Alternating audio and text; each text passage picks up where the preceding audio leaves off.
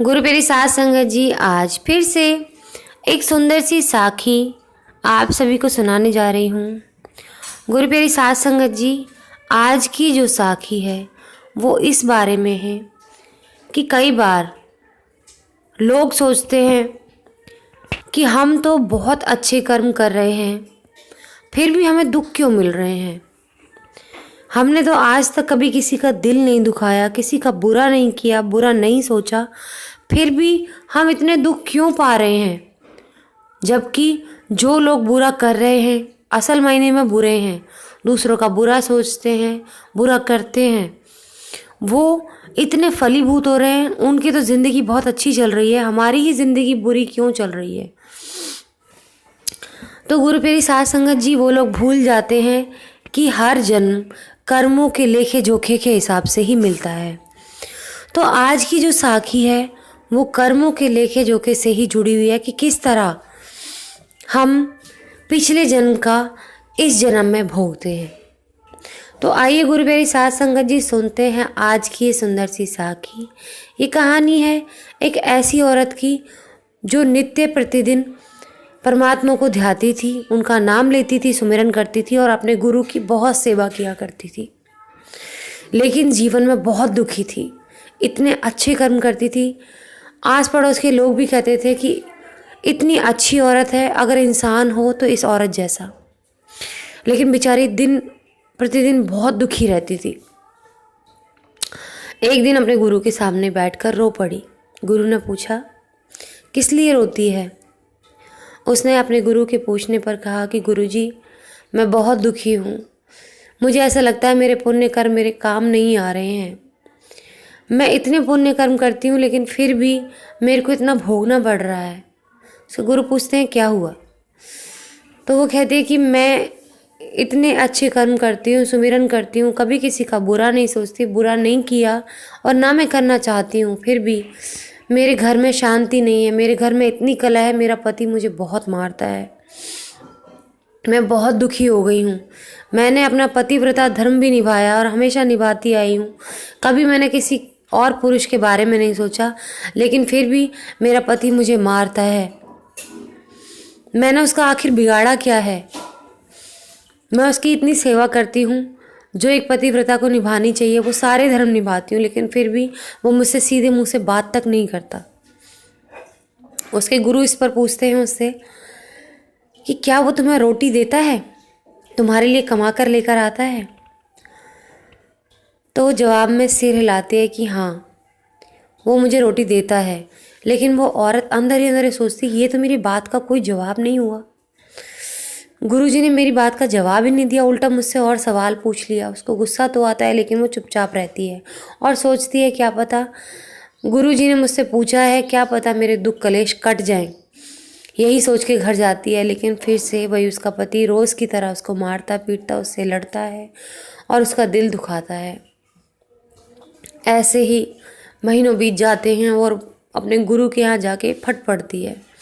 कहती है, गुरुजी आज तो बस हो गया, अब मुझसे और सहा नहीं जाता, बस अब इस जीवन का अंत हो जाए तो अच्छा है, क्योंकि मेरा पति मुझसे अब तक इतने सालों से मैं उम्मीद कर रही हूँ कि कभी तो उसके दिल में मेरे लिए प्यार जागेगा, कभी तो इज्जत जागेगी, कभी तो वो मुझसे प्यार करेगा, कभी तो मुझ पर हाथ नहीं उठाएगा, कभी तो सुधरेगा। लेकिन अब मेरी हिम्मत जवाब दे चुकी है, अब मैं और नहीं रह सकती, या तो मैं उससे अलग हो जाऊं या मैं मर जाऊं, इससे अच्छा तो यही है, मैं जीना नहीं चाहती। उसके गुरु कहने लगे कि आखिर क्या हुआ है। गुरु सब जानते थे लेकिन जानबूझकर उससे पूछ रहे थे। उसने कहा कि इतने महीनों से मैं आपके पास नहीं आई हूँ, मुझे लगा था कि आपकी कृपा हो गई है, मैंने आपको पिछली बार भी बताया था, लेकिन वो कभी नहीं बदलेगा। मैं इतने दिनों से इंतज़ार कर रही थी, सोचा था मेरे गुरु की कृपा बरस गई है, अब उन्होंने मुझसे पूछा है, अब मेरे सारे दुख दूर हो जाएंगे, पर नहीं, दिन रात वो मुझे मारता है, दिन रात मुझसे झगड़े करता है, मेरे को बहुत दुखी रखता है। तो गुरु प्यारी साध संगत जी, उसके गुरु ने कहा कि क्या वो तुझे रोटी देता है। अब तो उसका गुस्सा 7वें आसमान पर था, लेकिन उसने गुस्से को रोकते हुए कहा कि गुरुजी मुझे रोटी तो देता है, लेकिन इस बात का मतलब क्या समझूं? मैंने पिछली बार भी आपसे अपना दुखड़ा रोया था, लेकिन आपने फिर भी मुझसे ये पूछा था कि क्या वो तुम्हें रोटी देता है या नहीं। आज भी आप मुझसे वही पूछ रहे हो। उसने कहा, गुस्सा क्यों होती है बेटी, ये तेरे कर्मों का लेखा जोखा है। उसने कहा, मैंने किसी का क्या बिगाड़ा है? कर्मों का लेखा जोखा? मैंने किसी का क्या बुरा किया? ना मैंने किसी के साथ बुरा किया, ना किसी का बुरा सोचा, और ना मैं सोच रही हूँ और ना ही मैं सोचूंगी। मैंने अपने पति के बारे में भी कभी उल्टा नहीं सोचा और ना ही उसको धोखा देने का सोचा। एक पतिव्रता नारी के जितने कर्म होते वो मैंने निभाए, फिर मैंने किसी का क्या बुरा किया? क्या मेरे कर्मों का लेखा जोखा है जो आप मुझसे कहना चाहते हैं? उसने कहा, बेटी मैं तेरे इस जन्म की बात तो कर ही नहीं रहा हूँ, मैं बात कर रहा हूँ तुझसे तो तेरे पिछले जन्म के कर्मों के बारे में। वो चौंक जाती है, वो कहती है, मैंने क्या किया था पिछले जन्म में जिसका मुझे इतना बुरा फल भोगना पड़ रहा है? तो उसके गुरु उसको समझाते हैं कि ये जो तेरा पति इस जन्म में है, ये पिछले जन्म में तेरा बेटा था और तू इसकी सौतेली माँ थी। तू इसको मारती थी, पीटती थी और खाना भी नहीं देती थी। ये अपनी माँ के मरने के बाद तुझसे इतनी उम्मीद लगाए बैठा था कि मेरी माँ चली गई है, कोई बात नहीं, मेरी दूसरी माँ मुझे प्यार करेगी, उसके जाने के बाद की सारी कमी पूरी करेगी। लेकिन तू ना इससे सीधे मुँह से बात करती थी, ऊपर से इस छोटे से बच्चे को खाना भी नहीं दिया करती थी। कम से कम वो इस जन्म में तुझे खाना तो देता है। और पिछले जन्म में एक दिन ऐसा होता है कि इतने दिन से तूने इसको खाना नहीं दिया था, तो भूख से तड़प के इस बच्चे की जान चली जाती है।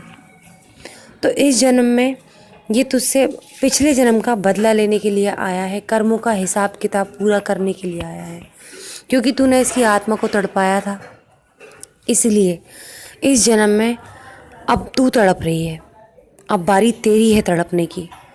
लेकिन मैं तो उसकी भलाई को दाद देता हूँ कि वो इस जन्म में इतना सब होने के बाद भी तुझे खाना देता है और तुझे सारे ऐशो आराम देता है। तो इस बात का शुक्र मान कि उसने तेरे जैसा बुरा नहीं किया। हाँ, लेकिन जो तू भोग रही है वो तेरे ही कर्म है जो तेरे सामने आ रहे हैं। तो गुरु प्यारी साध संगत जी इस बात को सुन के उस औरत के पैरों की ज़मीन निकल जाती है और वो बड़ी पछताती है, बड़ी दुखी होती है कि मैं इतनी नीच थी क्या पिछले जन्म में, जो मैंने किसी मासूम की जान ले ली, मैं उसको रोटी तक ना दे सकी। और वो ऐसे ही अपने घर वापस चली जाती है और अपने गुरु से कह के जाती है कि आपने मेरी आंखें खोल दी और मैं समझ गई हूँ कि हम अपने कर्मों का भोगते हैं और मैं इस जन्म में अच्छे ही काम करूँगी, चाहे कोई भी मेरे साथ कितना भी बुरा क्यों ना कर ले, क्योंकि मैं अपने अगले जन्म को ख़राब नहीं करना चाहती। और मैं लोगों को भी यही संदेश दूँगी जो आपने मुझे सिखाया है, यही सिखाऊंगी कि वो इस जन्म में अच्छे ही काम करें। इस जन्म में जो बुरे कर्म, जो बुरी चीज़ें हमें भोगनी पड़ रही वो हमारे पुराने बुरे कर्म हैं। लेकिन अगर हम इस जन्म में भी बुरे कर्म करेंगे ये सोच के कि हमारे साथ बुरा ही हो रहा है, तो हम इस जन्म को तो ख़राब कर ही रहे हैं पिछले जन्म की वजह से, लेकिन अगले जन्म को भी ख़राब कर लेंगे। तो गुरु प्यारी साध संगत जी, आज इसी के साथ इस सुंदर सी साखी को यही समाप्त करना चाहूँगी। मिलती हूँ आपसे अपनी अगली वीडियो में नई साखी के साथ। तब तक के लिए खुश रहें, सुमिरन करते रहें, सच्ची सेवा करते रहें।